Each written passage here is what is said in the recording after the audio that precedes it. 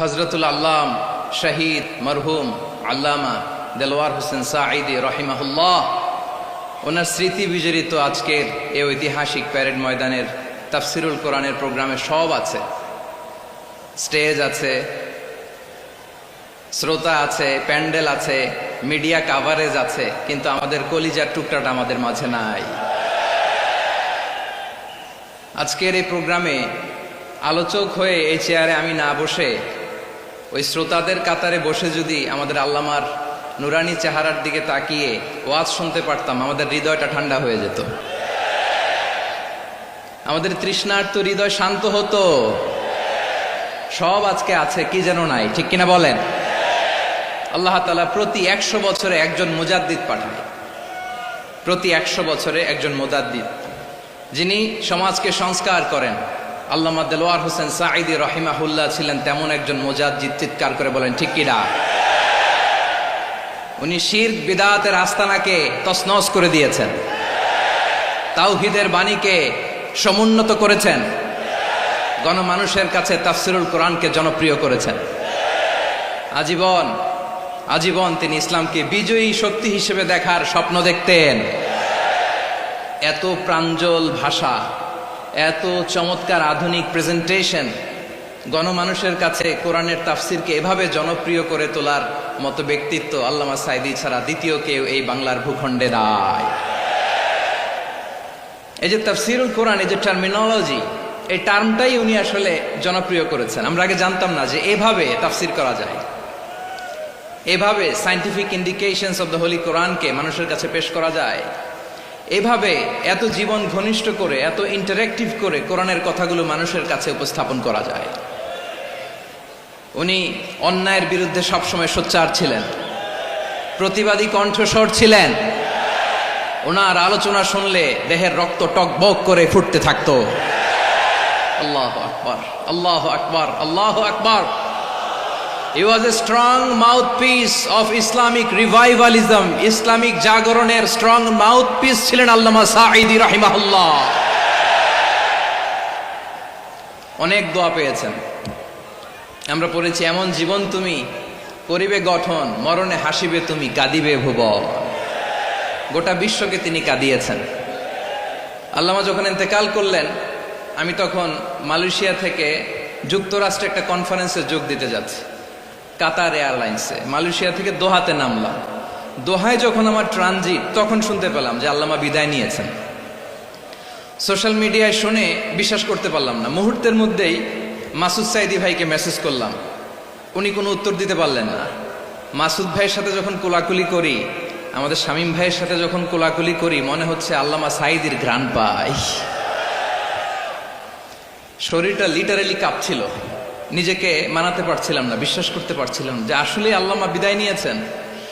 In the mean time আমার second flight দোহা two new York, 12 ঘন্টার ফ্লাইটে উঠলাম। ইন্টারনেট থেকে বিচ্ছিন্ন হলাম। নামার পরে শুনলাম আল্লাহু আকবার, যেখানে ওনাকে কবরস্থ করার কথা ছিল সেখানেও কবর দিতে দেয়া হয় নাই। ছবিগুলো দেখতে লাগলাম, হাসিমাখা মুখ, হাসিমাখা নিথর দেহটা, মরণে হাসিবে তুমি, কাঁদিবে ভুবন। From east to west, from north to south, the entire globe, গোটা বিশ্ব ওনার জন্য কেঁদেছে, গোটা বিশ্ব কেঁদেছে। কাবার গিলাফ ধরে ধরে মানুষ চিৎকার করেছে। এর চেয়ে শ্রেষ্ঠ মৃত্যুকার হতে পারে?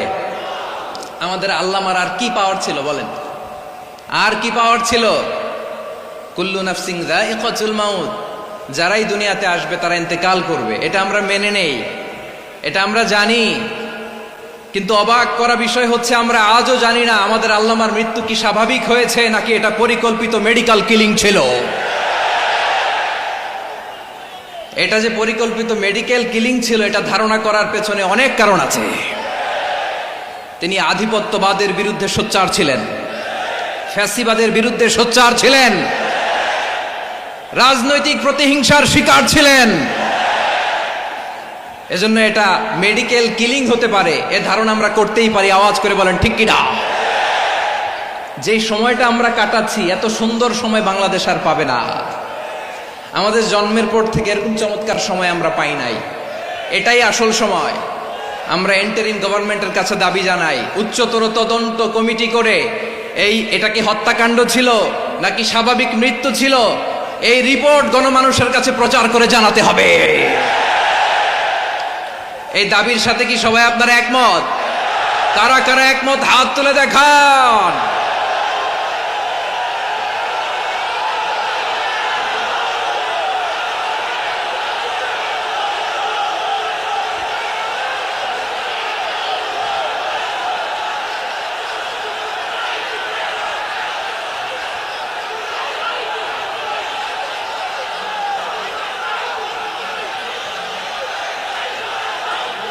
আমার প্রিয় ভাইয়েরা, প্রিয় চট্টলাবাসী, আল্লাহ তাআলা তার এই মুখলেস গোলামকে তার জান্নাতুল ফেরদাউসের মেহমান হিসেবে কবুল করুক, তার জীবনের সকল খেদমাগুলোকে কবুল করুক, জান্নাতুল ফেরদাউসের আলা মাকামে তাকে মেহমান হিসেবে কবুল করুক। আল্লামা শহীদ দেলোয়ার হোসেন সাঈদী রাহিমাহুল্লাহ, উনি ছাড়াও এই ঐতিহাসিক ময়দানে কথা বলেছেন আল্লামা লুৎফুর রহমান রাহিমাহুল্লাহ। চলে গিয়েছেন আমাদেরকে ছেড়ে। তিনি বলতেন, ইনশাল্লাহ মিজান আবার আসবে। হুজুর আমি তো আসলাম, আপনি তো আমাদেরকে ছেড়ে চলে গেলেন। আল্লাহু আকবার, আল্লাহু আকবার, আল্লাহু আকবার। গলায় কোনো সুর ছিল না, সুর দিয়ে কথা বলতেন না, কিন্তু এত চমৎকার শব্দের বুনন, এত চমৎকার প্রেজেন্টেশন, এত চমৎকার ভাবে ঐতিহাসিক বর্ণনাগুলো তিনি উপস্থাপন করতেন। মন্ত্রমুগ্ধ হয়ে আমরা আল্লামা লুৎফুর রহমানের কথা শুনেছি। আমরা হযরতুল আল্লাম লুৎফুর রহমান রাহিমাহুল্লাহর জন্য এই বিশাল ময়দান থেকে দোয়া করছি, আল্লাহ তাআলা তুমি তোমার এই খাদেমকে জান্নাতের মেহমান হিসেবে কবুল করে নাও। আরো অনেক আল্লামারা এখানে কথা বলেছেন, বিশেষ করে বাইতুল শরফের মরহুম পীর সাহেব হুজুর থেকে শুরু করে আরো যারা যারা তারকাতুল্য ওলামায়ে কেরাম এই চট্টগ্রামের ময়দানে কথা বলেছেন, আলো ছড়িয়েছেন।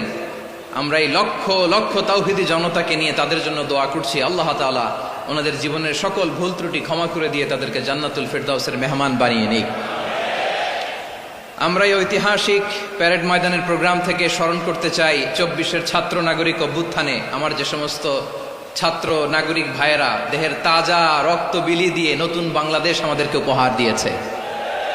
বিশেষ করে আপনাদের এই চট্টগ্রামের শহীদ ফয়সাল, শহীদ ওয়াসিম সহ সকল শহীদকে আল্লাহ তাআলা কবুল করুক। আমরা সবাই পড়ি আমিন। প্রিয় ভাইয়েরা, আমি নগণ্য একজন কোরআনের ছাত্র, এত বিশাল মঞ্চে এত বড় প্ল্যাটফর্মে কথা বলা আমার জন্য সাজে না। তারপরও আমাদের মুরব্বীরা আমাদের ডানে বায়ে বসে আছেন, ওনাদের আদেশ ক্রমে, ওনাদের অনুমতি ক্রমে কিছু কথা আজকের এই ঐতিহাসিক প্রোগ্রামে আপনাদের সামনে উপস্থাপন করার চেষ্টা করব। ওমা তৌফিক ইল্লা বিল্লাহ। প্রিয় ভাইয়েরা, 5 দিন ব্যাপী এই তাফসিরুল কোরআনের প্রোগ্রামে অনেক ওলামা হযরত কথা বলেছেন। যারা কোরআন সুন্নাহ থেকে আমাদেরকে কোরআনের কথাগুলো শোনালেন, আমরা যেন সেগুলো আমল করতে পারি, আল্লাহ আমাদেরকে তৌফিক দান করুন। শুরুতে আমাদের নিয়তটাকে খালেস করে নেওয়া দরকার। এই যে গ্যাদারিং, এই যে হিউজ শোডাউন, এগুলো যদি আমাদের নিজেদেরকে পরিবর্তন না করে তাহলে এতে কোনো লাভ নাই। জোরে বলেন ঠিক কিনা? এই প্রোগ্রাম যদি আমাদের জীবনকে পরিবর্তন করে, আমাদের চিন্তার ডিএনএ কে চেঞ্জ করে দেয়, তাহলেই চট্টগ্রামের প্যারেড ময়দান সার্থক। আসুন আমরা চিন্তাকে খালেস করে নেই। আমরা সবাই নিয়ত করি যে যতটুকু কথা আমরা কোরআনের আলোকে শুনবো, আমলের নিয়তে শুনবো ইনশাআল্লাহ। বলেন সবাই। আপনারা সবাই ঠিকঠাক আছেন তো? কখন আসছেন আপনারা? সবাই আসছেন কখন? সকালে, কেউ দুপুরে, 9টায়? আল্লাহ আল্লাহ আল্লাহ। দুপুরের খাবার খাওয়ার সুযোগ হয়েছিল? খান নাই? রোজা রাখছেন? আহা, আমি কি দিয়ে বিদায় দেব আমার এই ভাইগুলোরে? আল্লাহ তুমি আমার ভাইগুলোরে কবুল করো।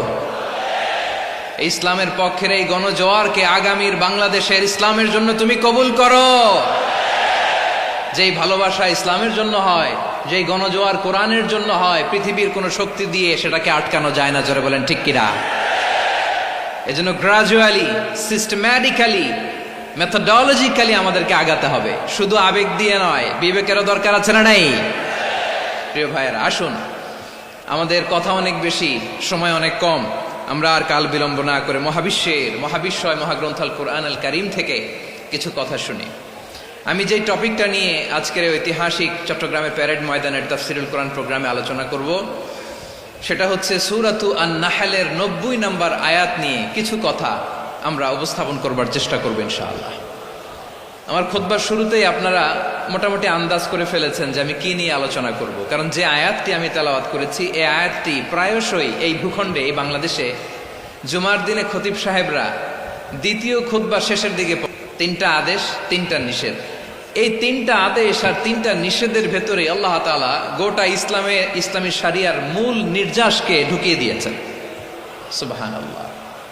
এই ছোট্ট একটা আয়াতে গোটা ইসলামী শরিয়ার the gist, the cream of the creams, গোটা ইসলামী শরিয়ার মূল নির্যাসকে আল্লাহ ঢুকিয়ে দিয়েছেন। 3টা আদেশ আর 3টা নিষেধ। আসুন আমরা সরাসরি কোরআন থেকে শুনি, সবাই পড়ুন। আউযু বিল্লাহি মিনাশ শাইতানির রাজীম। বিসমিল্লাহির রাহমানির রাহিম। ইন্নাল্লাহা ইয়া'মুরু বিল আদলি ওয়াল ইহসানি ওয়া ইতা'i যিল قربى وينهى عن الفحشاء والمنكر والبغي يعظكم لعلكم تذكرون। আল্লাহ তাআলা ইরশাদ করছেন, ইন্নাল্লাহা ইয়া'মুরু বিল আদলি ওয়াল ইহসান, নিশ্চয় আল্লাহ তাআলা তোমাদেরকে ন্যায় বিচারের আদেশ দেন, সদাচরণের আদেশ দেন, নিকটাত্মীয়দেরকে দানের আদেশ দেন। আদেশ কয়টা? আওয়াজ করে সবাই বলুন তো কয়টা? নিশ্চয় আল্লাহ তাআলা তোমাদেরকে ন্যায় বিচারের আদেশ দেন, সদাচরণের আদেশ দেন, তিনি তোমাদের নিকটাত্মীয়দেরকে দানের আদেশ দেন, আর তিনি তোমাদেরকে অশ্লীলতা থেকে নিষেধ করেন, মন্দ কাজ থেকে নিষেধ করেন, অবাধ্যতা সীমা লঙ্ঘন থেকে নিষেধ করেন। তিনি তোমাদেরকে উপদেশ দেন যাতে তোমরা শিক্ষা গ্রহণ করো। সুবহানাল্লাহ। উপদেশ দিচ্ছে স্বয়ংকে। 3টা জিনিসের আদেশ। ইয়া'মুরু বিল আদল, সুবিচার ন্যায় বিচারের আদেশ তিনি দেন। ইহসানের আদেশ দেন, যাতে আমরা ইহসান করি, একে অপরের প্রতি সুবিচার করি, মহানুভবতা দেখায়, অনুগ্রহ দেখায়, আর নিকট আত্মীয়দেরকে যেন আমরা দান করি। এই 3টা আদেশ তিনি দিয়েছেন। আর কোন 3টা জিনিস থেকে তিনি বারণ করেছেন? অশ্লীলতা, ফাহশা, মুনকার, মানে সব মন্দ আর অসৎ কাজ, এগুলো থেকে তিনি আমাদেরকে বারণ করেন। ওয়াল বাগি, অবাধ্যতা, সীমা লঙ্ঘন, এই 3টা কাজ থেকে তিনি আমাদেরকে বারণ করেন। তিনি আমাদেরকে উপদেশ দেন, স্বয়ং আল্লাহ তাআলা আমাদেরকে উপদেশ দেন যাতে করে আমরা শিক্ষা গ্রহণ করি। সুবহানাল্লাহ পড়েন। তাহলে আসুন আমরা ধরে ধরে একটা একটা করে সামনের দিকে আগাই। আল্লাহ তাআলা প্রথমে আমাদেরকে আদেশ দিয়েছেন আদালের। ইন্নাল্লাহা ইয়া'মুরু বিল আদল। আওয়াজ করে বলুন আল আদাল। সবাই পড়ুন আল আদাল। আমরা উর্দু জানি, হিন্দি জানি, অনেকে ইংরেজিও জানি, কিন্তু আরবি শব্দগুলো আমাদের মুখ দিয়ে বেরোতে চায় না। আওয়াজ করে বলুন আল আদাল। মাশাআল্লাহ। ইন্নাল্লাহা ইয়া'মুরু বিল আদল। আল্লাহ তাআলা আমাদেরকে আদলের আদেশ দেন। আদল অনেকে না বুঝলেও আদালত শব্দটা বুঝবেন। আদালত, আদালত, আদালত বুঝেন না? যেখানে বিচার কার্যের ফয়সালা করা হয়, কোর্ট কাছারি আদালত, এটা তো ভেরি কমন। এটা শুনছেন না সবাই? আদালত, যেখানে ন্যায় বিচার হবে, সুশাসন হবে। কিন্তু ভাগ্যের কি নির্মম পরিহাস, ওখান থেকে মিথ্যা সাক্ষী দিয়ে মনমতো রায় দিয়ে দেয়া হয়। এগুলোর পরিবর্তন হওয়ার দরকার আছে না নাই? প্রিয় ভাইয়েরা, আদালত, আল আদল, ইংরেজিতে বলে জাস্টিস, ন্যায় বিচার, সুবিচার, সুশাসন, জাস্টিস, আল আদল, সব জায়গায় এই জাস্টিস থাকা দরকার। Justice should be prevailed in the society. The mission of all prophet was to uphold the justice. সব নবীর মিশন ছিল এই জাস্টিসকে, আদালকে, সুশাসন আর সুবিচারকে নিশ্চিত করা। পড়েন সুবহানাল্লাহ। And the core message of every divine scripture was to uphold justice. পৃথিবীর সব আসমানি কিতাবের মূল শিক্ষা ছিল এই জাস্টিসকে সমাজে এনশিওর করা, সুবিচার সুশাসনকে এনশিওর করা। তাহলে প্রিয় ভাইরা, আমরা বুঝতে পারলাম আল আদ শব্দের মানে হচ্ছে ইনসাফ বা সুবিচার বা ন্যায় বিচার। এটা হচ্ছে একটা general meaning, very general meaning. আপনি যদি ইন ডেপথ বুঝতে চান, আরো ভেতরে যান, তাহলে আদাল মানে হচ্ছে সমন্বয়, আদাল মানে হচ্ছে ভারসাম্য, ব্যালেন্স। আদাল মানে হচ্ছে মধ্যম পন্থা। সুবহানাল্লাহ পড়েন। কারণ সব সময় সমান সমান হইলেই সুবিচার হয় না। কথা কি বুঝতেছেন? ইসলামের দ্য কনসেপ্ট অফ আদাল, এটা এমন আদাল, এটা সব সময় সমান সমান নয়। যখন সমান সমান দেয়া দরকার, ইসলাম সমান সমান দেয়। যখন ব্যালেন্স করা দরকার, চেক এন্ড ব্যালেন্স, সমন্বয়, ভারসাম্য করা দরকার, তখন ইসলাম ভারসাম্য করে দেয়। এটার নাম আদাল। সুবহানাল্লাহ। সহজ করে আপনাদেরকে বুঝাই। যেমন ধরুন, একটা পরিবারের 3 জন সদস্য, স্বামী, স্ত্রী আর সন্তান। তাদের সকালবেলার ব্রেকফাস্টে, স্বামীর সকালের নাস্তায় স্বামীর 3টা রুটি লাগে, স্ত্রীর 2টা লাগে, আর সন্তানের 1টা রুটি লাগে। এখন আমি যদি সমান সমান করে আদল করতে চাই, সবাইকে যদি 3টা করে রুটি দেই, তাহলে স্বামী বেচারার জন্য ঠিক আছে? কি বলেন? কথা কি বুঝতেছেন না কষ্ট হয়ে যাচ্ছে? যদি সমান সমানের নিয়মে আগাই, তাহলে 3টা করে যদি রুটি দেই, স্বামীর জন্য ওকে, কিন্তু স্ত্রীর জন্য 1টা বেশি হয়ে যায়। আর সন্তানের জন্য কয়টা বেশি হয়? আচ্ছা, এই তো বুঝতেছেন, মাশাআল্লাহ। আচ্ছা, 2টা করে যদি সবাই দেই সমান সমান নীতিতে, তাহলে স্ত্রীর জন্য, স্ত্রী বেচারির জন্য ঠিক আছে, কিন্তু স্বামীর কয়টা কম পড়ে? আর সন্তানের বেশি হয়ে যায় কয়টা? আচ্ছা, সমান সমান নীতিতে সবাইকে যদি সকালের নাস্তার জন্য 1টা করে রুটি দেই, সন্তানের জন্য ঠিক আছে, কিন্তু স্ত্রী বেচারির কম পড়ে কয়টা? স্বামীর কম পড়ে কয়টা? 2টা। কথা কি বুঝতেছেন? আর আমি যদি স্বামীকে দেই 3টা, স্ত্রীকে দেই 2টা, আর সন্তানকে দেই 1টা, তাহলে কারো অপচয় হবে না। যার যতটুকু দরকার ঠিক ততটুকুই কাজে লাগবে। চিল্লায় বলেন ঠিক কিনা? এটাই হচ্ছে ইসলামের আদাল, যেখানে যার যতটুকু দরকার তাকে সেখানে ঠিক ততটুকু দিয়ে দেওয়ার নামই হচ্ছে আদাল। চিল্লায় পড়েন আল্লাহু আকবার। রব্বুল আলামিন বলেন, ইউসিকুমুল্লাহু ফি আওলাদিকুম লিযযাকারি মিসলু হাযযিল উনসায়াইন। আল্লাহ তোমাদেরকে ওসিয়ত করেন, তোমাদেরকে আদেশ দেন, উত্তরাধিকার সম্পদ যখন বন্টন হবে, ছেলেরা যতটুকু পাবে, মেয়ে পাবে তার অর্ধেক। সুবহানাল্লাহ বলেন। দেখেন, ছেলে যদ্দূর, মেয়ে অর্ধেক। ছেলে ডবল পাবে। আপাত দৃষ্টিতে মনে হয় এখানে অবিচার হয়েছে, কিন্তু আসলে কি অবিচার হয়েছে? আপনি বিয়ের ক্ষেত্রে যান, ওইখানে আবার ছেলে মোহরানা দেয়, মেয়ে সেখানে মোহরানা পায়। তাহলে চেক এন্ড ব্যালেন্স, ভারসাম্য, ব্যালেন্স, মধ্যম পন্থা এখানে আছে না নাই? এটাই হচ্ছে ইসলামের আদল। আল্লাহ তাআলা এই আদলের আদেশ দিয়েছেন, সুবিচার, ন্যায় বিচার, সুশাসন এবং ভারসাম্যের আদেশ দিয়েছেন। প্রিয় ভাইয়েরা, একটি শান্তিময় সমাজ, একটা সমৃদ্ধ সমাজ, একটা মানবিক সমাজ যদি আমরা পেতে চাই, এই আয়াতের মধ্যে যতগুলো পয়েন্ট আছে সবগুলোর বাস্তবায়ন লাগবে। কথা বুঝতে পেরেছেন? বলেন, আওয়াজ করে বলেন, আমরা একটা শান্তির সমাজ চাই কি চাই না? আমরা একটা সমৃদ্ধ বাংলাদেশ চাই কি চাই না?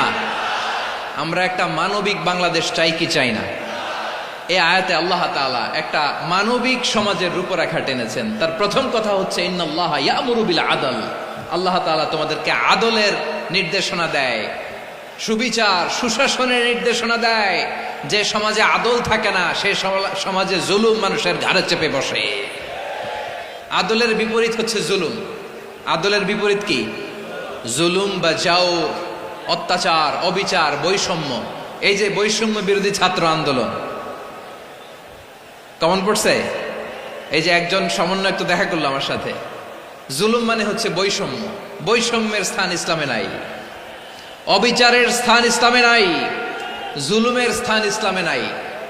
আল্লাহ তাআলা বলেন যে আমি জুলুমকে নিজের জন্য হারাম করেছি এবং তোমাদের জন্য হারাম করেছি।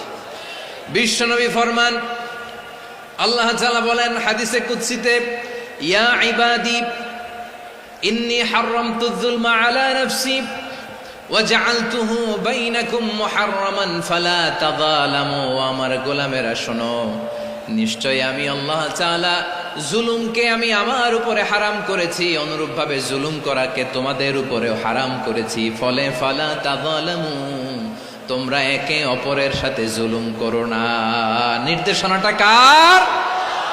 খবরদার, জুলুমের সাথে আমাদের কোনো সম্পর্ক নাই। আল্লাহ তাআলা আদলের আদেশ দিয়েছেন, আদালতের আদেশ দিয়েছেন, সুশাসনের, ন্যায় বিচারের আদেশ দিয়েছেন। ইন্নাল্লাহা ইয়ামুরু বিল আদল, আমাদেরকে আদল প্রতিষ্ঠা করতে হবে। জুলুমের সাথে ইসলামের কোনো সম্পর্ক নাই।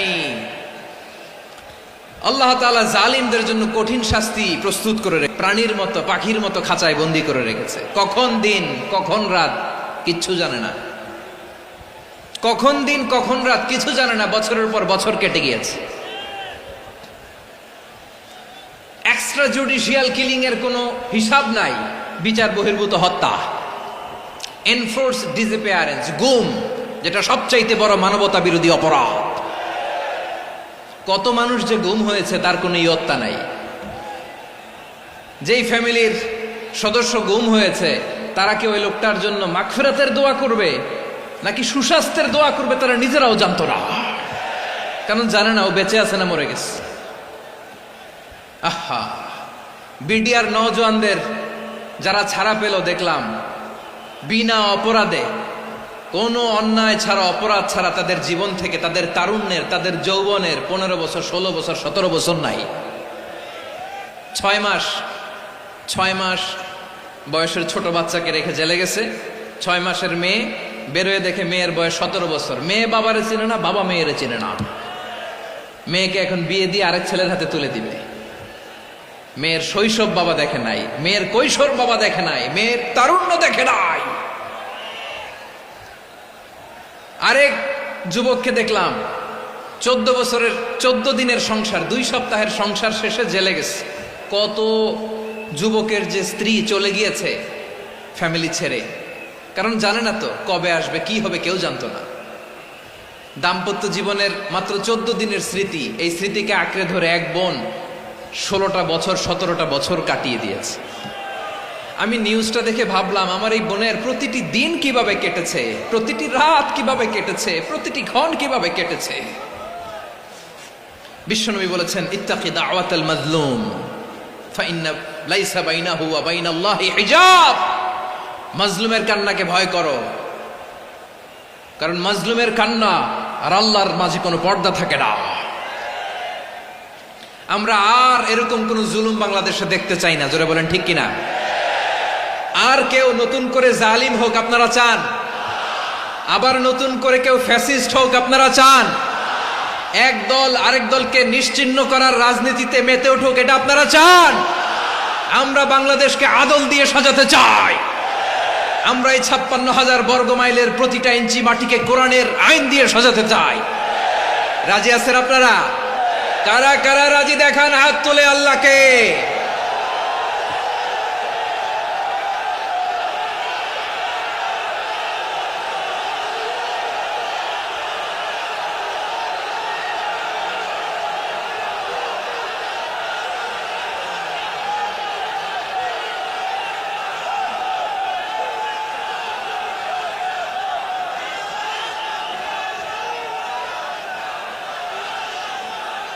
বসুন আমার প্রিয় বীর চট্টলার তৌহিদি মুসলমান, আমরা আর নতুন করে কেউ জালিম হোক এটা চাই না। নতুন করে আবার কেউ ফ্যাসিস্ট হোক আমরা চাই না। এক দল আরেক দলকে নিশ্চিহ্ন করার রাজনীতি করুক আমরা চাই না। আমরা সুশাসনের বাংলাদেশ চাই। আমরা মানবিক বাংলাদেশ চাই। আমরা একটা সমৃদ্ধ বাংলাদেশ চাই। আমরা বিশ্বের বুকে সম্মান নিয়ে মাথা উঁচু করে দাঁড়াতে চাই, ঠিক কিনা বলেন?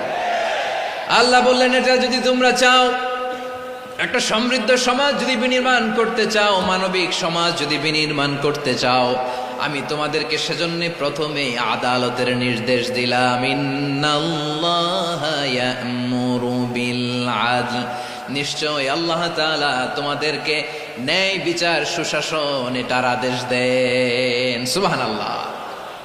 আদাল, ন্যায় বিচারের আদেশ আল্লাহ তাআলা কোরআনের বিভিন্ন আয়াতে দিয়েছেন। আল্লাহ তাআলা বলছেন, ইন্নাল্লাহা يأمركم أن تؤدوا الأمانات إلى أهلها وإذا حكمتم بين الناس أن تحكموا بالعدل إن الله نعم ما يعظكم به إن الله كان سميعا بصيرا আল্লাহ তাআলা বললেন, আল্লাহ আদেশ দিচ্ছেন যে ব্যক্তি আমানতের হকদার তার হাতে তোমরা আমানত পৌঁছে দাও। আর যখন তোমরা বিচার কার্য করবে, বিচার ফয়সালা করবে, আদালতের সাথে করো। সুবহানাল্লাহ বলেন। ওয়া ইযা হাকামতুম বাইনান নাসি আন তাহকুমু বিল আদল, আদালতের সাথে করবা। আল্লাহ তাআলা বলেন যারা জাজ হবে, বিচারক হবে, তাদের যদি বাদী বিবাদীর কারোর সাথে শত্রুতা থাকে, কারোর সাথে যদি কোনো ধরনের রেষারেষি থাকে, আল্লাহ বলেন বিচার কার্য করতে যে ওই শত্রুতা রেষারেষির কারণে আদালতের বাইরে যে অবিচার করে বিচার করো না। ওয়ালা ইয়াজরিমান্নাকুম শানাআনু কওমিন আলা আল্লা তা'দিলু ই'দিলু হুয়া আকরাবু লিত্তাকওয়া ওয়াত্তাকুল্লাহা ইন্নাল্লাহা খাবীরুম বিমা তা'মালুন। খবরদার কোন জাতির প্রতি, কোন গোষ্ঠীর প্রতি, কোন গোত্রের প্রতি আক্রোশ যেন তোমাদেরকে ন্যায় বিচার থেকে দূরে সরিয়ে না দেয়, বরং আমি আল্লাহর আদেশ হলো ই'দিলু, তোমরা আদল করো, ন্যায় বিচার করো, সুবিচার করো, সুশাসন প্রতিষ্ঠা করো। হুয়া আকরাবু লিত্তাকওয়া, এটাই তাকওয়ার সবচেয়ে কাছাকাছি। সুবহানাল্লাহ বলেন। কোরআনের বিভিন্ন আয়াতে আল্লাহ তাআলা স্পেসিফিকলি ধরে ধরে বিচার করার সময় আমরা যেন আদল করি সেটা বলেছেন। কোরআনের কোন কোন জায়গায় আল্লাহ তাআলা এই আল আদল শব্দটা ব্যবহার করেছেন। আবার একই জিনিস ইনসাফ, সুবিচার, সুশাসন, ন্যায় বিচার, ন্যায়পরায়ণতা বুঝাতে আল্লাহ তাআলা কখনো কখনো আল কিসত শব্দটা ব্যবহার করেছেন। আওয়াজ করে সবাই বলুন আল কিসত। প্রিয় ভাইরা, সবাই আওয়াজ করে আমার সাথে সাথে বলুন আল কিসত। আল্লাহ তাআলা বলেন ওয়া ইন হাকামতা ফাহকুম বাইনাহুম বিল কিসতি ইন্নাল্লাহা ইউহিব্বুল মুকসিতিন।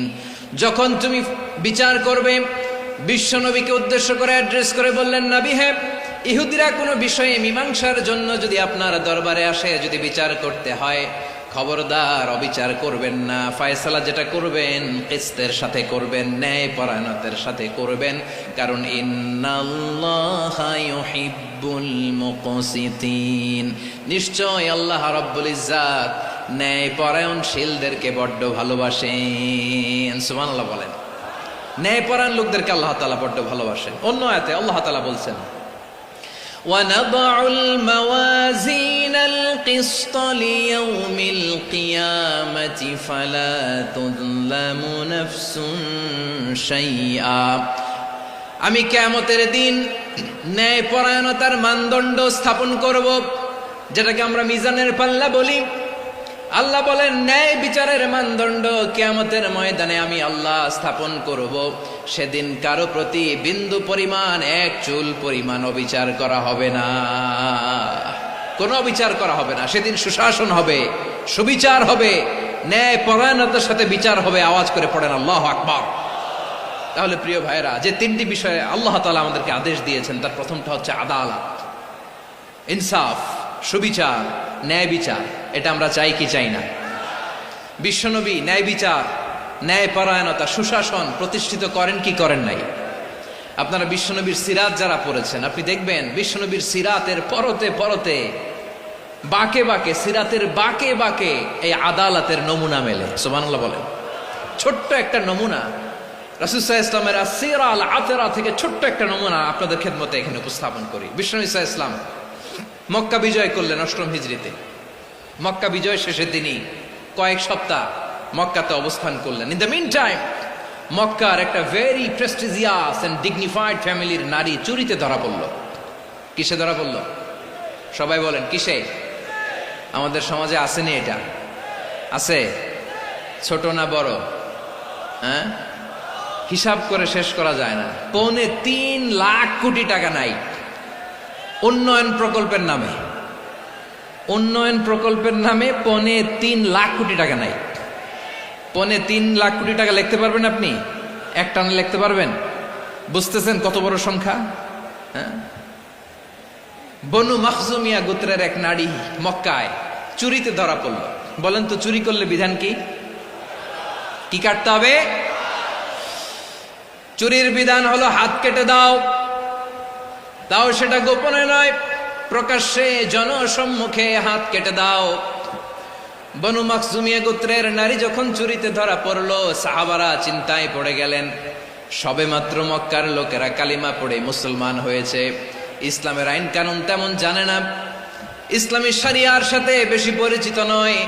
এখন যদি বিশ্বনবী চুরির যেই বিধান এটা যদি কায়েম করে হাত যদি কেটে দেয়, না জানি মক্কার লোকেরা আবার বিগড়ে যায়, না জানি মক্কার লোকেরা আবার মুরতাদ হয়ে যায়, না জানি মক্কার লোকেরা ইসলাম থেকে দূরে সরে যায়। চলো চলো, সাহাবীরা মিলে পরামর্শ করলেন, চলো বিশ্বনবীর কাছে যে বলি, ও নবী, শুধু কেবলমাত্র একমাত্র এই নারীর জন্য চুরির হাত কাটার বিধানটা আপনি একটু থামিয়ে দেন।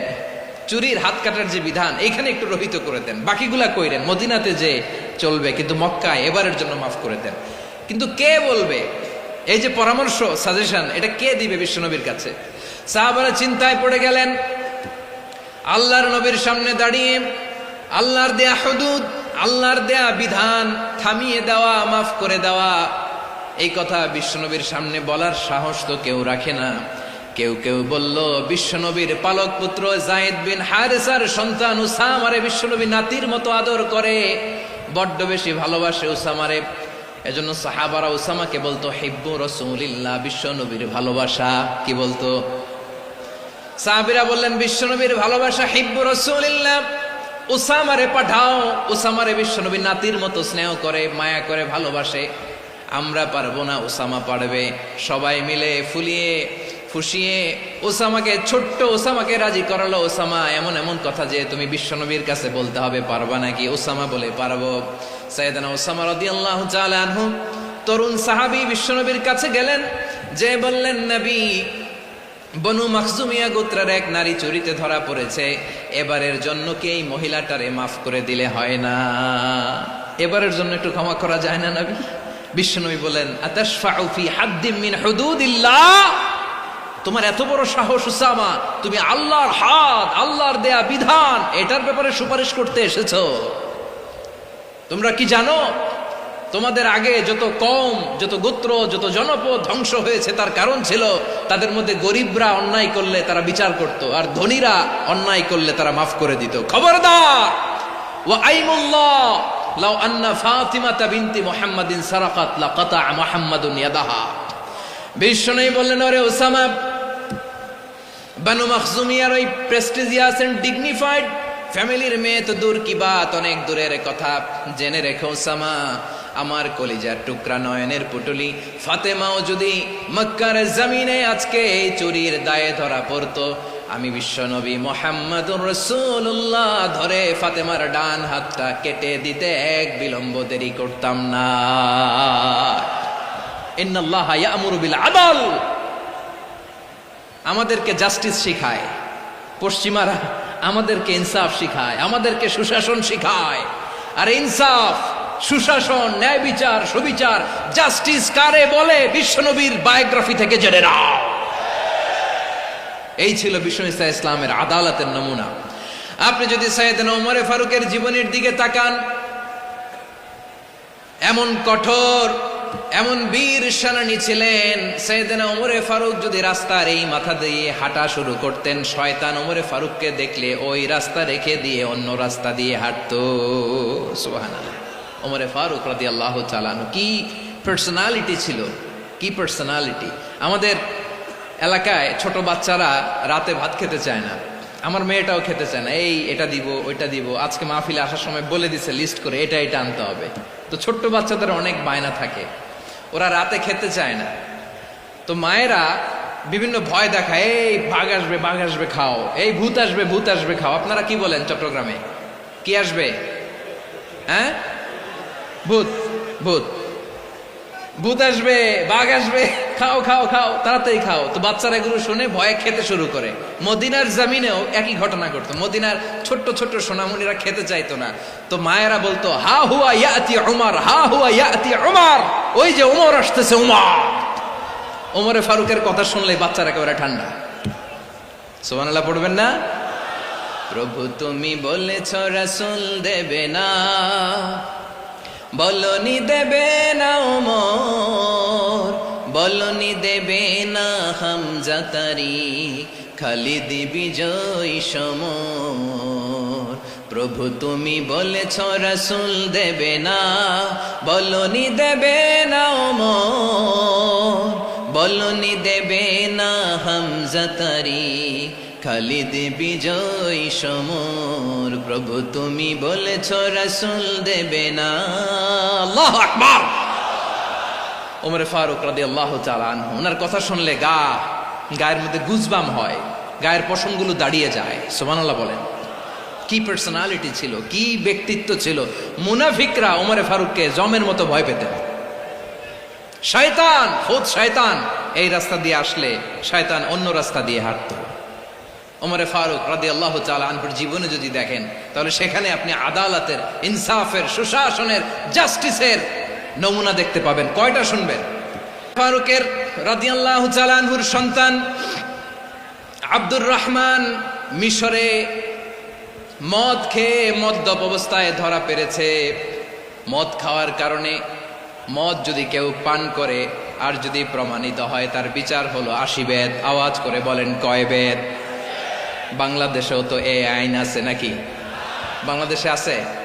হ্যাঁ, মদ খাইলে 80 বেত, এই আইন বাংলাদেশে চালু হোক। আমরা চাই কি চাই না? চাই সবাই। এজন্যই তো ইসলাম ভাল লাগে না। ইসলামকে ভাল লাগে না। ইসলামকে আউট করে রাখতে পারলেই তো এরকম বড় বড় বোতল খাওয়া যায়। একেবারে সহজ, পানির মতো সহজ, হিসাব একেবারে সহজ। ওমর ফারুক রাদিয়াল্লাহু তাআলা আনহুর ছেলে ভুল করে মদ পান করে ফেলেছিলেন।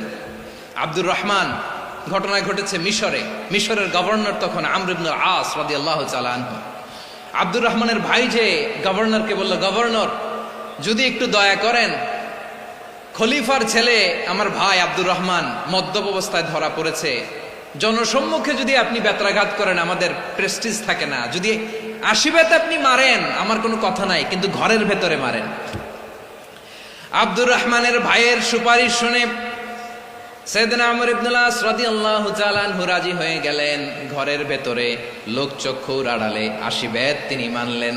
কিন্তু ঘটনাক্রমে এই কথা লুকিয়ে লুকিয়ে ঘরের ভেতরে 80 বেত মারার কথা সাইয়েদনা ওমর ফারুক মদিনা থেকে জানতে পারলেন। মদিনা থেকে তিনি ফরমান জারি করলেন, এই বিচার যেমনটি আমর ইবনুল আস আদায় করেছে, এটা প্রকৃতপক্ষে আদায় হয় নাই। আসো সবাই মদিনায় আসো, আমর ইবনুল আস মদিনায় আসো, আব্দুর রহমানও আসো, সবাই আসো, জনসম্মুখে এই বিচার কার্যকর করতে হবে। সাইয়েদনা ওমর ফারুক মসজিদে নববীর পিলারের মধ্যে নিজের ছেলেকে বাঁধলেন, আবার জনসম্মুখে 80টা বেত তার গায়ের মধ্যে মারলেন। মাজমুয়ে ফাতাওয়া ইবনে তাইমিয়া রাহিমাহুল্লাহ উনি এটা নকল করেছেন। এটা সবচেয়ে বিশুদ্ধ মত। আরো অনেক মত আছে, মারা গেছে কবরের উপর, ওগুলো বাদই দিলাম। কেমন খলিফা ছিলেন, কেমন খলিফা! পশ্চিমারা তোমরা জাস্টিস আমাদেরকে শেখাও, ইনসাফ কারে বলে, সুশাসন আমাদেরকে তোমরা শিখাও। ওমর ফারুক রাদিয়াল্লাহু তাআলা আনহু ওই বিচারকে তিনি ধর্তব্য মনে করেন নাই। মদিনাতে এনে আবার জনসম্মুখে আবার 80 বেত মেরেছেন। মিশরে ওমর ফারুক রাদিয়াল্লাহু তাআলা আনহু আমর ইবনুল আসকে গভর্নর করে পাঠালেন। সেখানে আমর ইবনুল আসের ছেলে একটা প্রতিযোগিতায় রানার আপ হয়েছে। এক মিশরি সেখানে চ্যাম্পিয়ন হয়েছে। রানার আপ বুঝতে পেরেছেন তো? রানার আপ সেকেন্ড হয়েছে, এক মিশরি হয়েছে চ্যাম্পিয়ন প্রথম। কিন্তু গভর্নরের ছেলে ও জিততে পারে নাই। ও রাগে ওই মিশরির গায়ের মধ্যে কয়েকটা লাঠি দিয়ে বাড়ি মেরেছে। মিশরি যে মদিনাতে ওমর ফারুকের কাছে বিচার দিলেন, আপনার গভর্নরের ছেলে অন্যায়ভাবে আমার গায়ে হাত তুলেছে। সাইয়েদনা ওমর ফারুক আবার ফরমান জারি করলেন, আসো মদিনাতে আসো। মিশরীকে ডাকলেন। ওই মিশরের গভর্নর আমর ইবনুল আস রাদিয়াল্লাহু তাআলা আনহুকে ডাকলেন, তার ছেলেকেও ডাকলেন। সবাই বসে রইল।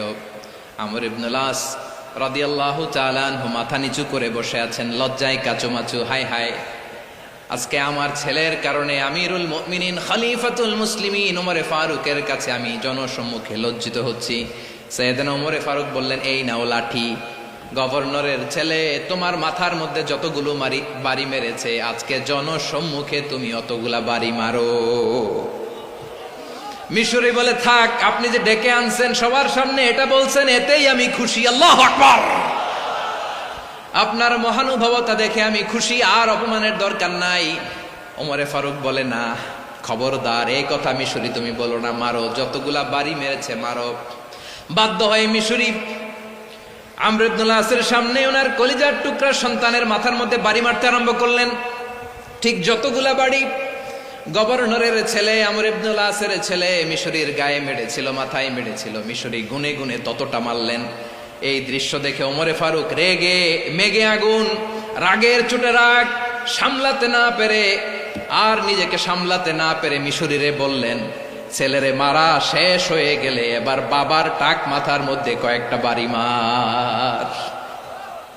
রাগের চোটে, আউট অফ অ্যাঙ্গার, রাগের চোটে, যে আমার পাঠানো গভর্নর আমর ইবনুল আস তার ছেলেকে কেন আদব তারবিয়া কেন শিক্ষা দিতে পারে না। ছেলেরে মারা হইলে এবার আমর ইবনুল আসের মাথার মধ্যে দুইটা মারো। এটা রাগে বলেছেন, এটা শাস্তি হিসেবে না। সুবহানাল্লাহ পড়ে। তোমরা আমাদেরকে সুশাসন শিখাও, আমাদেরকে সুশাসন শিখাও। বিশ্বনবী বলেন, আদল এটা যেন তেন বিষয় না, এটা দিয়েই মানবিক সমাজ গড়তে হবে। আল্লাহ তাআলা কিয়ামতের কঠিন ময়দানে, যেদিন স্বামী স্ত্রীকে চিনবে না, স্ত্রী স্বামীকে দেখে পালিয়ে যাবে, বন্ধু বন্ধুরে চিনবে না, পীর সাহেব মুরিদরে চিনবে না, মুরিদ পীর সাহেবরে চিনবে না, দলের কর্মী তার নেতারে চিনবে না, নেতা তার কর্মীরে চিনবে না, বন্ধু বন্ধুরে দেখে পালাবে। এই কঠিন মুহূর্তে সূর্যটা মাথার কাছে চলে আসবে, জমিনটা তামার জমিন হবে, আজকের জমিনের মতো নয়। মানুষ ঘর্মাক্ত, ক্লান্ত, শ্রান্ত মাথার মগজগুলো কানের ছিদ্র আর নাকের ছিদ্র দিয়ে বেয়ে বেয়ে পড়বে। বিশ্বনবী ফরমান, কিয়ামতের ওই কঠিন ময়দানে 7 শ্রেণীর ব্যক্তিকে রব্বুল আলামিন তার আরশের নিচে ছায়া দিবেন। তার মধ্যে প্রথম শ্রেণীর ব্যক্তি হলো ইমামুন আদিল। ইমামুন আদিল, ন্যায়পরায়ণ শাসক, যে ইনসাফের সাথে বিচার করে, যে জাস্টিস সমাজে সার্ভ করে, যে সুশাসন নিশ্চিত করে, ওই ইমামুন আদিল। আদিল শব্দটা বুঝছেন না? ইন্নাল্লাহা ইয়া'মুরু বিল আদল, পাইছেন? আদিল। 7 শ্রেণীর ব্যক্তিকে আল্লাহ তাআলা সুশীতল আরশের নিচে ছায়া দিবেন, যেদিন তার দেয়া ছায়া ছাড়া কোনো ছায়া থাকবে না। এর প্রথম হচ্ছে ইমামুন আদিল, ন্যায়পরায়ণ শাসক। চিল্লায় বলেন সুবহানাল্লাহ। আবার বিশ্বনবী বললেন, ইন্নাল মুকসিতিনা ইনদাল্লাহি আলা মানাবিরা মিন নূর আন ইয়ামিনির রহমান। কিয়ামতের দিন যারা ন্যায়পরায়ণ হিসেবে আল্লাহর সামনে দাঁড়াবে, কিয়ামতের দিন রব্বুল আলামিন তার আরশের ডান দিকে ওই ন্যায়পরায়ণ লোকদের জন্য আরশের ডান দিকে একটা নূরের মিম্বারে তাদেরকে বসার সুযোগ করে দিবে। আল্লাহর আরশের ডান দিকে ন্যায়পরায়ণ লোকদের জন্য আল্লাহ তাআলা নূরের মিম্বার বানাবে। 4টে কেন কথা মনে করেছেন? আল আদাল, জাস্টিস। ইন্নাল্লাহা ইয়া'মুরু বিল আদল। আল্লাহ তাআলা এই আদালতের নির্দেশনা দেয়, সুবিচার, সুশাসন। প্রিয় ভাইয়েরা, এটা আমরা বাংলাদেশে চাই কি চাই না? এই যে অরাজকতা, এই যে অন্যায়, এই যে জুলুম, এই যে ইনকনসিস্টেন্সি সমাজের অসঙ্গতির প্রধান কারণ জাস্টিস নাই, সুবিচার নাই, সুশাসন নাই। শেষবারের মতো আওয়াজ করে বলেন তো, আমরা বাংলাদেশে আদল চাই কি চাই না? তাহলে প্রথম নির্দেশনা শেষ। আল্লাহ তাআলা তোমাদেরকে আদলের আদেশ দেন। এরপরে আল্লাহ বললেন, আমি তোমাদেরকে ইহসানের আদেশ দেই। ইন্নাল্লাহা ইয়া'মুরু বিল আদলি ওয়াল ইহসান। আমি তোমাদেরকে যেমনি আদলের নির্দেশনা দেই, তেমনি ভাবে তোমাদেরকে ইহসানের নির্দেশনা দেই। ইহসান আওয়াজ করে সবাই বলেন তো ইহসান। সবাই বলেননি, সবাই বললে এতটুকু আওয়াজ হবে আমি বিশ্বাস করি না। আওয়াজ করে বলুন আল ইহসান। ইহসান মানে কারো প্রতি সফট হার্টেড হওয়া, মহানুভব হওয়া, অনুগ্রহ পরায়ণ হওয়া, অনুগ্রহশীল হওয়া, একে অপরের প্রতি দয়াদ্র হওয়া। একে অপরের প্রতি দয়াদ্র অনুগ্রহশীল হওয়া ছাড়া মানবিক সমাজ কশিনকালেও গঠন করা সম্ভব না। প্রিয় ভাইয়েরা, সুন্দর আচরণ দিয়ে, ইহসান দিয়ে যা জয় করা যায়, নরম আচরণ দিয়ে যেটা অর্জন করা যায়, কঠোরতা দিয়ে সেটা পারা যায় না। বিষ্ণু ঈসা ইসলাম ইহসান দিয়ে, কোমল আচরণ দিয়ে, তার অনুগ্রহ দিয়ে তিনি অনেক কাফিরের হৃদয়কে জয় করে ফেলেছেন। সাইয়েদনা সুমামা ইবনে উসাল রাদিয়াল্লাহু তাআলা আনহুর কথা মনে পড়ে যায়। তিনি ছিলেন ইয়ামামার বাদশা। মদিনাতে বিশ্বনবীকে হত্যা করার নিয়তে এসেছিলেন। গোপনে গোপনে বিশ্বনবীকে হত্যা করে আবার ইয়ামামাতে তিনি ফিরে যাবেন। কিন্তু কি অবাক করা কাণ্ড, হত্যা করতে পারে নাই, সাহাবাদের হাতে তিনি ধরা পড়ে গেলেন। সাইয়েদনা সুমামা ইবনে উসাল রাদিয়াল্লাহু তাআলা আনহু হত্যার নিয়তে আসলেন, কিন্তু হত্যা করতে পারলেন না। সাহাবারা ওনাকে ধরে ফেললেন, ধরে মসজিদে নববীর পিলারের মধ্যে বেঁধে রাখলেন। সুমামা ইবনে উসাল, সিরাত থেকে শুনে, সিরাত থেকে শোনাচ্ছি, রাদিয়াল্লাহু তাআলা আনহু ইয়ামামার অধিপতি ছিলেন। ইয়ামামা বিশ্বনবীকে হত্যার জন্য আসছেন, ধরা পড়ে গেছেন, এখন মসজিদে নববীতে বেঁধে রাখছে, তার মানে বন্দী। এখন স্ট্যাটাস কি? বন্দী, ক্যাপটিভ। তো বিষ্ণু ঈসা ইসলাম সাহাবাদেরকে বললেন তার খোঁজ খবর নিও, সুমামা ইবনে উসালের খোঁজ খবর নিও। সাহাবার বলেন ইয়া রাসূলুল্লাহ, আপনাকে হত্যা করতে এসেছে, তার তো কঠিন ক্যাপিটাল পানিশমেন্ট হওয়া দরকার, কঠিন শাস্তি হওয়া দরকার। বিশ্বনবী বললেন না, আমি যেটা জানি তোমরা সেটা জানো না, তোমরা সুমামার সাথে ভালো আচরণ করো। বিশ্বনবী সুমামার কাছে গেলেন। প্রথম দিন যে তিনি কালেমার দাওয়াত দিলেন, ইমানের দাওয়াত দিলেন, ইসলামের দাওয়াত দিলেন, রিসালাতের দাওয়াত দিলেন, আখিরাতের দাওয়াত দিলেন। পরের দিন যে বিশ্বনবী সালাতের দাওয়াত দিলেন, যাকাতের দাওয়াত দিলেন, ইসলাম কি, কিভাবে, কেমন করে পালন করতে হয় চমৎকার আর্টিকুলেট করতে শুরু করলেন। তন্ময় হয়ে সুমামা ইবনে উসাল রাদিয়াল্লাহু তাআলা আনহু বিশ্বনবীর কথাগুলো শুনতে আরম্ভ করলো। একদিন নয়, দুই দিন নয়, টানা 3 দিন বিশ্বনবী সুমামার কাছে ইসলামকে প্রেজেন্ট করেছেন, উপস্থাপন করেছেন। আওয়াজ করে বলেন কয় দিন? 3 দিন। 3 দিন মসজিদে নববীতে বাঁধা। আর সাহাবীদেরকে বললেন তার খোঁজ খবর নিও, তোমরা যে রুটি বানাও এর মধ্যে সবচেয়ে ভালো আটার রুটিটা তারে দিও, সবচেয়ে রিফাইন্ড খেজুর, যেটা পিওর খেজুর, এটা তারে দিও। আর বিশ্বনবী নিজের উট থেকে দুধ দহন করে ওনার বাড়ির এক কর্মচারীকে বলেছেন দুধ দহন করে সুমামার জন্য নিয়ে যেও। সুবহানাল্লাহ পড়বেন না? সবাই তো অবাক, ইয়ামামা থেকে আসছে নবীকে হত্যা করতে, বিশ্বনবী দেখে তারে জামাই আদর করে, তাকে মজার মজার খাবার দিও, দুধ দিও, আদর আপ্যায়ন করো। একদিন নয়, 2 দিন নয়, টানা 3 দিন বিশ্বনবী এভাবে সুমামার কাছে যেয়ে যেয়ে ইসলামকে প্রেজেন্ট করতে আরম্ভ করলেন, ইসলামকে উপস্থাপন করতে শুরু করলেন। আর তাকে চমৎকার এন্টারটেইনমেন্ট, আপ্যায়ন দিতে আরম্ভ করলেন। টানা 3 দিন যখন ইসলামের দ্য বিউটিজ অফ ইসলাম, ইসলামের সুমহান বাণী, সৌন্দর্য তার কাছে উপস্থাপন শেষ, তাকে আপ্যায়ন শেষ, বিশ্বনবী বললেন সাহাবাদেরকে যাও এবার সুমামার হাতের পায়ের রশি দুটো খুলে দাও। সাহাবারা বললেন ইয়া রাসূলুল্লাহ, কি বলেন আপনি? ও তো হত্যাকারী, সুযোগ পায় নাই, আপনারে মারতে পারে নাই, ছেড়ে দিলে আবারও আপনার উপর তলোয়ার নিয়ে ঝাঁপিয়ে পড়বে। নবী, এই সিদ্ধান্ত আপনি নিতে যাবেন না। বিশ্বনবী বললেন যেটা বলেছি সেটা করো, সুমামার রশিগুলো ছেড়ে দাও, সুমামার হাতে পায়ের রশিগুলো যে তোমরা খুলে দাও। সাহাবারা তর্ক জুড়ে দিলেন, লা ইয়া রাসূলুল্লাহ, এমনটা করবেন না, তো ভয়ঙ্কর ভয়ঙ্কর খুনি, কি জানি কি হয়ে যায়। বিশ্বনবী বললেন না, তার হাতে পায়ের রশিগুলো খুলে দাও। সাহাবারা বিশ্বনবীর কথা মতো তার হাতে পায়ের রশিগুলো খুলে দিল। সুমামা মুহূর্তের মধ্যে মসজিদে নববী থেকে বের হয়ে ইয়ামামায় ফিরে না যে মসজিদে নববীর পাশে একটা খেজুর বাগান ছিল সেখানে চলে গেলেন। সেখানে একটা ছোট্ট কুয়া ছিল, কুয়ার পানি দিয়ে তিনি গোসল করলেন। সুবহানাল্লাহ পড়েন। কুয়ার পানি দিয়ে গোসল করে মসজিদে নববীর সামনে এসে বিশ্বনবী এবং সাহাবাদের সামনে দাঁড়িয়ে সাব্বাবা উঁচু করে বললেন, আশহাদু আল্লা ইলাহা ইল্লাল্লাহ ওয়া আশহাদু আন্না মুহাম্মাদান আবদুহু ওয়া রাসূলুহু। আল্লাহু আকবার। আমি সাক্ষ্য দিচ্ছি আল্লাহ ছাড়া কোনো ইলাহ নাই, আর মুহাম্মদ আল্লাহ তাআলার প্রেরিত বান্দা এবং রাসূল। প্রিয় ভাইয়েরা, ইহসান দিয়ে যা জয় করা যায়, কঠোরতা দিয়ে সেটা কঠিনকালেও জয় করা যায় না। আওয়াজ করে বলেন ঠিক কি না? এবার সুমামা দাঁড়িয়ে বলে, ওগো নবী, আমি তো কালিমা পড়ে মুসলমান হয়ে গেলাম, এবার শোনেন, এই মুহূর্তের আগে আপনার চেহারার চাইতে নিকৃষ্ট কোনো চেহারা আমার কাছে ছিল না, কিন্তু শাহাদা পাঠ করার পরে আপনার চেহারার চাইতে উত্তম শ্রেষ্ঠ কোনো চেহারা আমার কাছে আর নাই। ও নবী, আজকের দিনের আগে ইসলাম ধর্মের চেয়ে নিকৃষ্ট অপছন্দনীয় কোনো ধর্ম আমার কাছে ছিল না, কিন্তু এই মুহূর্ত থেকে ইসলামের চেয়ে সেরা শ্রেষ্ঠ পছন্দনীয় কোনো ধর্ম আমার কাছে নাই। নবী গো, আজকের দিনের আগে মদিনার চাইতে অপছন্দনীয় নিকৃষ্ট কোনো শহর আমার কাছে ছিল না, কিন্তু এই মুহূর্তের পর থেকে মদিনার চাইতে কোনো শ্রেষ্ঠ শহর আমার জানা নাই। সে ছিল গমের বড় ডিলার, গম বেচতো। কি বেচতো?